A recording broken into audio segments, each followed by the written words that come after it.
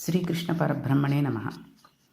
నిన్నటి పారాయణంలో మనం కపిల మహర్షిని దేవహూతి తల్లి అయినటువంటి దేవహూతి తనకి మోక్షం కలగాలి, దానికి ఏం చేయను అని అడిగితే ఆయన అసలు సంసారం గురించి పంచభూతముల గురించి చెప్పడం మొదలుపెట్టాడు. దీనినే కపిల గీత అంటారు.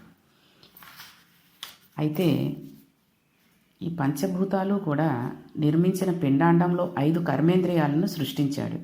వీటికి ఏమి జ్ఞానం ఉండదు. కాళ్ళు, చేతులు, నోరు, మలద్వారము, మూత్రద్వారము, ఈ 5 కర్మేంద్రియములు, వీటితో పాటు 5 జ్ఞానేంద్రియాలను సృష్టించాడు. అవే కన్ను, ముక్కు, చెవి, నాలుక, చర్మము అనేవి. ఇప్పటికి 15 అయ్యాయి. ఆయన తెలియకుండా ఉండడం కోసమని ఆయనే వీటన్నిటిలోకి ప్రవహిస్తున్నాడు.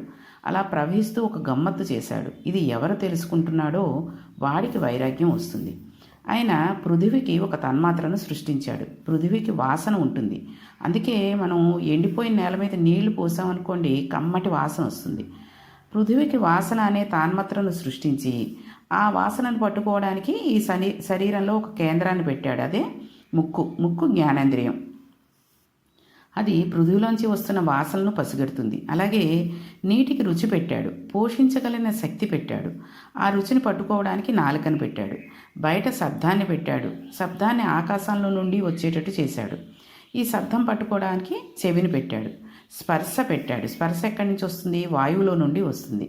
స్పర్శ చర్మం చేత తెలుసుకోబడుతుంది. అందుచేత వాయువు అనబడే భూతం నుండి స్పర్శ అనబడే తన్మాత్ర ఇక్కడ చర్మం చేత గ్రహించబడుతుంది. కాబట్టి బయట ఉన్న భూతములను శరీరంలో ఉన్న భూతములతో తన్మాత్రలు పెట్టి అనుసంధానం చేశాడు.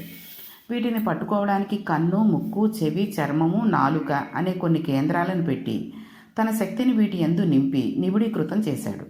లోపల తాను పురుషుడై కూర్చుని ఈ ఇంద్రియాలకు లౌల్యమును పెట్టాడు. ఈ ఇంద్రియాలు ఆట ఆడడం మొదలెడతాయి.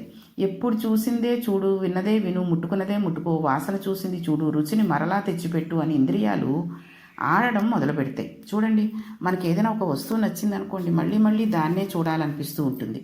అలాగే ఏదైనా ఒక కూరో ఒక స్వీట్ లాంటిదో ఏదో తిన్నామనుకోండి, నాలుక మళ్ళీ మళ్ళీ అదే కోరుకుంటూ ఉంటుంది. ఫలానా పెళ్ళికి వెళ్ళామంటే వాళ్ళు పలావ్ పెట్టారు, మళ్ళీ పెళ్ళికి వెళ్ళినప్పుడు అలాంటిది ఉంటుందా ఉండదా, ఇలాంటి ఆలోచనలతోటే మన జీవితం వెళ్ళిపోతూ ఉంటుంది. అయితే ఈ పై 20కి మరో 4ని తోడు పెట్టాడు. ఎప్పుడో చేసిన దాన్ని మరలా గుర్తు తెచ్చుకుని అది చేయమనడం, ఇప్పుడు కొత్తగా ఒక పని చేయమనడం, ఇలా 2 పనులు చేసేదానిని సంకల్ప వికల్ప సంఘాతము అంటారు. అది మనస్సు. ఈ మనస్సు ఒక ఆలోచన చెబుతుంది, దానిని చెయ్యినా వద్దా అని ఒకరు నిర్ణయిస్తారు. అది బుద్ధి. మనస్సు, బుద్ధికి చిత్తము అనే దానిని ఒకదానిని తోడు తెచ్చాడు. మీరు ఎప్పుడో అనుభవించిన ఒక సుఖాన్ని గుప్తంగా దాచిపెట్టుకుని ఉంచేదానిని చిత్తము అంటారు. ఇప్పుడు 4వ దానిని తీసుకొచ్చాడు. అసలు పెద్ద మాయ అక్కడే ఉంది. దాని పేరే అహంకారం. ఇవన్నీ లోపల ఉన్న పురుషుడి వలన పనిచేస్తున్నాయి. పురుషుడు తాను అయి ఉన్నాడు. ఈ విషయం తెలియకుండా చేసిన ఇవన్నీ నేను అని అంటూ ఉంటాం. పురుషుడు అంటే ఇక్కడ భగవంతుడు. ఇవన్నీ కూడా ఆ పురుషుని మీద ఆధారపడ్డాయి. ప్రాణములు ఆకాశం మీద ఆధారపడ్డాయి. ఆకాశం, ప్రాణము, వాయువు అన్నీ కలిసి ఉంటాయి. ఈ శరీరానికి బయటి ప్రపంచంతో ఎంతకాలం అనుసంధానం జరుగుతుందో అంతకాలం బ్రతికి ఉన్నాడని అంటారు. పరమాత్మ శరీరం లోపల నుంచి వెళ్ళిపోతే అనుసంధానం ఆగిపోతుంది. అలా ఆగిపోతే మనిషి చచ్చిపోయాడని అంటారు. కానీ యథార్థానికి మనిషి లోపల ఉండి అన్నిటినీ గుర్తుపడుతున్నవాడు ఒకడున్నాడు కదండి. వాడికి ఈ సుఖదుఖాల వేటితోటి సంబంధం లేదు. ఎంత గమ్మత్తైన విషయం అంటే, మనకి మోకాలు నొప్పి పెడుతోంది అనుకోండి, అప్పుడు మనం డాక్టర్ దగ్గరికి వెళ్ళి, డాక్టర్ గారు నేను నొప్పిగా ఉన్నాను అని అనరు. డాక్టర్ గారు నా మోకాలు నొప్పిగా ఉంటుందండి అని చెప్తారు. అలా చెప్పడంలో ఇప్పుడు ఎలా అనిపిస్తుందంటే, నేను వేరు మోకాలు వేరు కదా. డాక్టర్ గారు ఏమిటో ఈ మధ్య ఈ శరీరం కొంచెం తేడాగా ఉంటుందండి, తలకాయ నొప్పిగా ఉంటుంది, మాట్లాడుతున్నప్పుడు గొంతు నొప్పి పెడుతోంది, పూర్వంలా ఉండట్లేదు అంటాడు. అంటే గొంతు నొప్పిగా ఉన్నది అని తెలుసుకుంటేనే ఒకటి ఉంది, దానికి ఏ నొప్పి లేదు. అది సుఖదుఖాలకు అతీతంగా ఉంటుంది. దానిని గుర్తించకుండా ప్రతి వ్యక్తి ఈ శరీరమే నేను అనే మాయలో ఉంటున్నాడు. కాబట్టి ఆ శరీరానికి ఏది సుఖమో దానిని సుఖం అంటున్నాడు, దానికి ఏది దుఃఖమో దానిని దుఃఖం అంటున్నాడు అని అనుకుంటున్నాడు. శరీరం ఎప్పుడూ సుఖస్థానాలను మారుస్తూ ఉంటుంది. ఈ సుఖములు ఉంటే బాగుండును అనుకుంటుంది. పడిసం పట్టిన తర్వాత బయట పడుకుంటేనే బాగుంటుంది అనుకుంటుంది. కాబట్టి వ్యక్తి శరీర సుఖానికి శరీర దుఃఖానికి వసుడవుతున్నాడు. శరీరం నందు ఉన్న పురుషుడు ఒక గమ్మత్తు చేస్తాడు. అక్కడ పురుషుడనే బయట కాలంగా ఉంటాడు. మనం లోపల ఉన్న పురుషుడిని పసిగట్టలేము, బయట కాలాన్ని ఆపలేము. రెండూ మన ఆధీనం నుంచి దాటిపోతున్నాయి. మనం తెలుసుకోవడం లేదు, ఎప్పుడూ వెనక్కి వెళ్ళడం లేదు. కాల ప్రవాహంలో ఈ శరీరం జర్జరీభూతం అయిపోతుంది. కర్మేంద్రియాలకు ఉండే పటుత్వము ఉండదు. క్రమంగా ఈ శరీరంలో కఫవాత పైత్యాలు పెరిగిపోతూ ఉంటాయి. శరీరం అంతా శ్లాష్మంతో నిండిపోతుంది. తిన్న పదార్థాలను జఠరాగ్ని జీర్ణం చేయదు. శరీరం ఇంకా లోపలికి పుచ్చుకోవడం మానివేస్తుంది. నోటి వెంట మాట రావడం ఆగిపోతుంది. అప్పుడు వీడు ఒక సయ్యాగతుడై ఉండిపోతాడు. ఎందుకంటే అసలు తత్వవిచారణ తాను ఎన్నడూ చేయలేదు. నేను నాది అనే రెండు మాటలు పట్టుకున్నాడు. తను ఎంత అశాశ్వతమో, తన చుట్టూ ఉన్న అనుబంధాలు అంత అశాశ్వతాలే అని తెలుసుకోలేకపోయాడు. ఊరికే పాపకర్మలన్నీ చేసి తెచ్చి ఇంట్లో పెట్టుకుంటున్నాడు. కానీ ఈ పాపకర్మల ఫలితాలను అనుభవించవలసిన రోజు ఒకటి వస్తుంది. ఆ రోజున యమదూతలు వస్తారు. వాళ్ళ ఆకారాలు పరమ భయంకరములై ఉంటాయి. ఈ ఆకారాలను చూస్తేనే కనుగుడ్లు అలా నిలబడిపోతాయి. భయమను పొందేస్తాడు. ఒకే ఒక ప్రాణవాయువు మిగిలిపోతుంది. అది పరిగెత్తి పరిగెత్తి ఎటు నుంచి వెళ్ళిపోవాలో తెలియక చివరకు ఎటు నుంచో అటు నుంచి నిర్గమిస్తుంది. అలా నిర్గమించిన తర్వాత ఆ సూక్ష్మ శరీరాన్ని భటులు పట్టుకుంటారు. పట్టుకుని తీసుకువెళ్ళడం మొదలు పెడతారు. అలా తీసుకువెళ్ళేటప్పుడు మనం చేసిన పాపాల చిట్టాన్ని చెప్పి తీసుకువెడతారు. అంతేకాని నిష్కారణంగా తీసుకువెళ్ళరు. మనకు శరీరాన్ని ఇస్తే, ఇంద్రియాలను ఇస్తే, తెలుసుకోగలని బుద్ధిని ఇస్తే వెనక్కి తిరిగి ఈశ్వరుని మనం చూడట్లేదు. అందుకని మండిపోతున్న ఇసుక మీద గాఢాంధకారంలో నీటి చుక్క ఇవ్వకుండా వీపు మీద కొరడాలు పెట్టి కొడుతూ కొన్ని రోజుల పాటు నడిపించి తీసుకువెడతారు. తర్వాత ఆ సూక్ష్మ శరీరాన్ని కాలిపోతున్న ఇనప స్తంభానికి వేసి కట్టివేస్తారు. ఇది చేసిన పాపనకు తత్వం అయిపోతూ ఉంటుంది. ఇవన్నీ కూడా కపిల మహర్షి చెప్తున్నారు. చేసిన పాపాలు ఎలా ఉన్నాయి ఏమిటి అన్నది. శరీరాన్ని అగ్నిహోత్రంలో పారేస్తారు.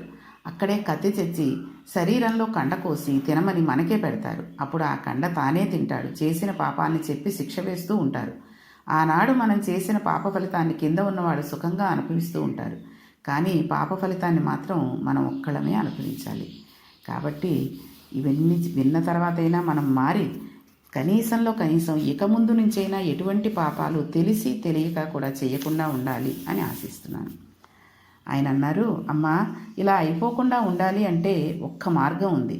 అందరూ అంతటా నిండి ఉన్నటువంటి పరమాత్మ దర్శనం చేయలేరు. అది యథార్థం. అంతటా నిండి ఉండిన వాడిని నీవు చూడలేవు. కాబట్టి ఆ స్వామి పరమభక్తులైన వారిని ఉద్ధరించడానికి ఒక మూర్తిగా వచ్చి నిలబడ్డాడు. ఒక మూర్తిని నీ హృదయస్థానమందు నిక్షేపించు. ఆ మూర్తిని ధ్యానం చేయి. ధ్యానం అంటే ఎలా ఉండాలో తెలుసా? పరమ సంతోషంతో నీ మనస్సు ఆయన పాదారవిందముల దగ్గర చేర్చు. నీవు ఎక్కడ ఉన్నా సమస్య లేదు.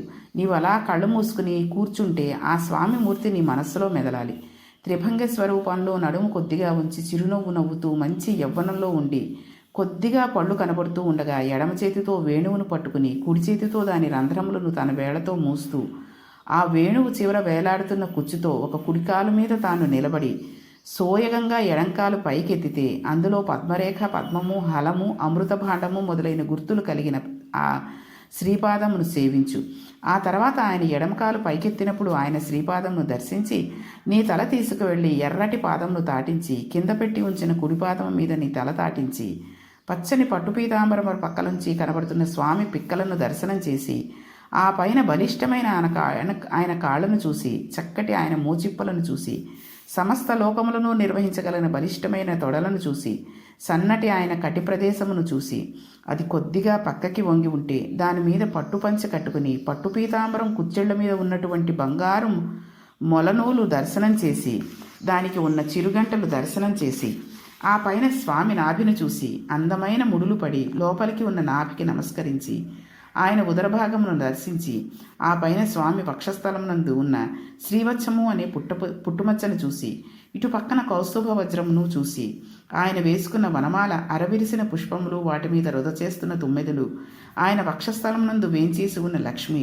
3 గీతలు కలిగిన చక్కటి కంఠము దాని మీద ఉన్న చిన్న గడ్డము చిరునవ్వు నవ్వుతున్న ఆ పెదవులు కొనదేరిన ముక్కు అందులోంచి ఊపిరి తీసి వదులుతున్నప్పుడు లోపలికి వెళ్ళి బయటికి వస్తున్న ముత్యము ఆ పైన ఉన్న 2 గండు తుమ్మెదల వంటి నేత్రములు వాటిలోంచి ప్రసరిస్తున్న దయార్థ దృష్టి దయన కురిపిస్తున్న కనులు అటూ ఇటూ తిరుగుతూ తనను ఆర్తితో పిలుస్తున్న వాళ్ళని రక్షించే కనుగుడ్లు వాటి మీద ఉన్న మన్మథ చాపం లాంటి కనుబొమ్మలు వాటి మీద విశాలమైన లలాటము, దాని మీద పెట్టుకున్న కస్తూరి బొట్టు, ఆ పైన ఉన్న కిరీటము, దాని మీద ఉన్న పింఛము, ఆయనకు ఉన్న ఏనుగుల తొండముల వంటి 2 బాహువులు, ఎడమ చేతితో పట్టుకున్న వేణువు, పైన కుడి చేతితో మూసిన రంధ్రములు, నల్లటి చక్కటి మేఘము వంటి రంగు కలిగి లోకములన్నింటినీ రక్షించు చల్లటి చేయి, ఆ చేతికి గల తెల్లటి గోళ్ళు, ఆ గోళ్ళ నుంచి వస్తున్న ఎర్రని కాంతులు, ఆ స్వామి మూర్తిని ఆపాదమస్తకం పైనుంచి కిందకి, కింద నుంచి పైకి చూస్తూ ధ్యానమునందు మగ్నుడివై మన మనస్సు అనే తుమ్మెదను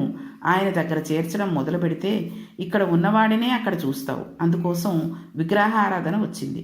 ఇలా భగవంతుడిని ఆపాదమస్తకం చూడడం వస్తే దానిని అధంగ పూజ అంటారు. మనం కూడా ఒక్కసారి ఊహించుకుందాం స్వామిని. ఆ పైనుంచి కిందకి, కింద నుంచి పైకి అన్నారు కదండి. పాదాల దగ్గర నుంచి పైన తల దాకా, కిరీటం దాకా ఊహించుకుని ఆ స్వామిని దర్శించుకుందాం. మరొక రోజున 2 పాదములు దగ్గర పెట్టుకుని చిన్ని కృష్ణుడై యశోద దగ్గరకు వచ్చి, ఏది మన్ను తిన్నావట అని యశోద అడిగితే, నేను తినలేదమ్మా అని చెప్తున్న చిన్ని కృష్ణుణ్ణి అప్పటిదాకా ఆడుకుని వచ్చి ఒళ్ళంతా మట్టి పట్టేసి అమ్మ కట్టిన పీతాంబరం, అమ్మ వేసిన ముడి, దాని చుట్టూ ఉన్న ముత్యాల సరలు, అందులో పెట్టుకున్న ఒక నెమలి ఈక, అడవి పువ్వుల దండ, చక్కటి చిన్ని శ్రీపాదములు, అమ్మ కట్టిన గజ్జెలు, సన్నటి కాళ్ళు, బుజ్జిబుజ్జి మోచిప్పలు, కట్టుకున్న చిన్న పంచె, ఓ చిన్న కడుపు, మెడలో బంగారు నగ అమ్మ వేసిన ముత్యాల హారములు, చిన్న కంఠము, చిన్న నోరు, సొట్ట ఉన్న గడ్డము, అమ్మ పెట్టిన దిష్టి చుక్క, ఏమీ తప్పు చేయలేదని భయం నటిస్తున్న కళ్ళతో కూడిన మూర్తిని తలుచుకుంటూ ధ్యానంలో ఆనందమగ్నుడు అయిపోవాలి. అటువంటి పూజలో మనం గనక ధ్యానమగ్నుడివై కూర్చుండిపోతే మన మనస్సు ధ్యానించబడుతున్న వస్తువు, ధ్యానం చేస్తున్నవాడు అని 3 లేక మనమే కృష్ణుడై రమించి కన్నుల వెంట బాష్పధారాలు కారిపోతూ ఉండగా ఆనందమగ్నుడిపై నిలబడిపోతాం. మనస్సుకి అలా చేయడం అలవాటైతే ఒకనాడు మనకు తెలియకుండా ఈ భక్తి పరిపుష్టమై వైరాగ్య సంపత్తి ఏర్పడి అనుభవిస్తున్న భోగములు కాదని తెలుసుకుంటాం. అంతేగాని ధ్యానానికి వెడుతున్నానని లోపల తలుపు వేసేసుకుని గదిలో కూర్చుని అలారం పెట్టుకుని 10 నిమిషాలు ధ్యానం చేశాను, పావుగంట ధ్యానం చేశాను అనేది ధ్యానం కాదు. ఎందుకంటే ఎప్పుడు అలారం కొడుతుందా ఇంకా ధ్యానం నుంచి బయటకు వచ్చేద్దామనే కానీ ఇటువంటి చక్కటి మూర్తిని మనం ఆపాదమస్తకం ధ్యానిస్తూ గంటల తరబడి కూర్చున్నా మనం బయటికి రాలేనటువంటి స్థితిలో ఉండడమే ధ్యానం. అటువంటిది చాలా తక్కువ మందికి కుదురుతుంది. కాబట్టి స్వామి సౌందర్యాన్ని మార్చి ఇక్కడ అనుభవించడం ప్రారంభిస్తే తేనె మరిగిన సీతాకోక చిలకల హృదయం దానియందే రంజిల్లడం మొదలు పెడుతుంది. అప్పుడు మనసుకి భోగంల వైపు వెళ్ళాలని అనిపించదు. కాబట్టి ఇవన్నీ చెబుతూ ఇంకా కపిల మహర్షి తల్లికి ఏ విధంగా ముక్తిని మోక్షాన్ని పొందొచ్చు అనే విషయాన్ని ఏం చెప్పాడు అనే విషయాన్ని రేపటి పారాయణంలో తెలుసుకుందాం. ఇవన్నీ కూడా మనం చెప్పుకుంటున్నాము, తీసేసి మామూలుగా కథలోకి వెళ్ళిపోవచ్చు. కానీ ఇవన్నీ తెలుసుకున్నందువల్ల మనం కూడా ఏ రకంగా ఉండాలి, మనకి మృత్యువు దగ్గరకు వస్తున్న కొద్దీ ఎటువంటి జాగ్రత్తలు తీసుకోవాలి, జాగ్రత్తలు అంటే డబ్బులు దాచిపెట్టుకోవడం, పిల్లలకి అప్పచెప్పడం అలాంటివి కాదు. ఏ విధంగా మన మనస్సుని భగవంతుడి మీద కేంద్రీకరించి మనం ఎటువంటి జాగ్రత్తలు తీసుకుని పుణ్యలోకాలకు వెళ్ళి మోక్షాన్ని ప్రాప్తి పొందడానికి మన సామాను మనం సర్దుకోగలం అనే విషయాన్ని తెలుసుకోవడానికని ఇవన్నీ చెప్పడం జరుగుతుంది. కాబట్టి రేపు మిగిలిన విషయాలను తెలుసుకుందాం. శ్రీకృష్ణ పరబ్రహ్మణే నమః.